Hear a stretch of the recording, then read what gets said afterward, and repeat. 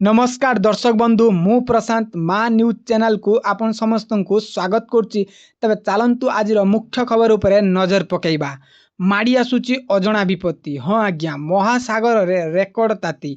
महासागर गुड़िकर तापमात्रा अप्रत्याशित स्तर रे पहुंची। जून मासर समस्त पुराणा रेकर्ड भांगी देइची। विश्वर पाणीपाग और सामुद्रिक जीवन उपरे गुरुतर प्रभाव पकेइबा नहीं आशंका उपजिची। भयंकर अजणा विपत्ति को यह डाकी आनी पारे बोली एक सद्य रिपोर्ट रु जना पड़ची। उपग्रह जहाज एवं अन्य उत्सर आकलन को एकत्र करुवा यूरोप रो कोपरनिक्स क्लाइमेट चेंज सर्विस तथ्यरू यही भयंकर चित्र सामना को आसीची।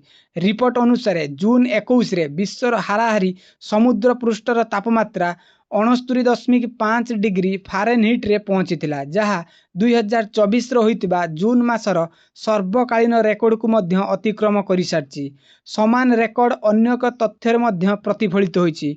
अणलाभकारी संस्था मार्केटर ओशन इंटरनेशनल द्वारा कार्यकारी होइतिबा कोपरनिक्स मेराइन सर्विस रो तथ्य अनुसार जून 21 रे समुद्रर तापमात्रा 69.38 फारेनहीट बा 21 डिग्री सेल्सियस छुईला, जहाँ 2024 रो पूर्व रेकर्ड ठारू 0.18 डिग्री फारेनहीट अधिक। यही अस्वाभाविक गरम एल-निनो आगमन जोगु होइछि। एल-निनो एबे केवल आरंभ होइछि।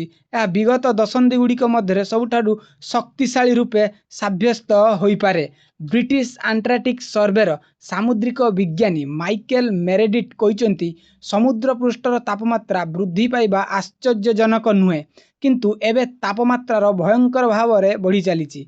जून मासरे एही अहेतुक गरम अस्थायी ना आगामी दिन में कौनसी बड़ संकटर संकेत ताहा अद्यावधि स्पष्ट होई नाही।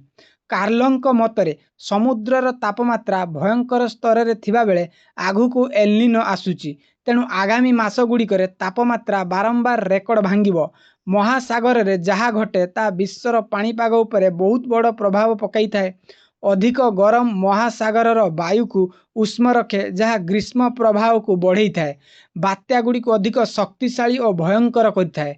बाष्पीकरण वृद्धि करथाए, जहाद्वारा प्रबल वर्षा और बन्या आशंका बढ़ी जाए। या व्यतीत समुद्रर अत्यधिक उत्तप्त कारणरू प्रबाल प्राचीर बा कोरल रीफ गुड़िक बहुल भावे नष्ट हो जाउची। अन्य सामुद्रिक जीव मानकर मृत्यु हो जाई पारे।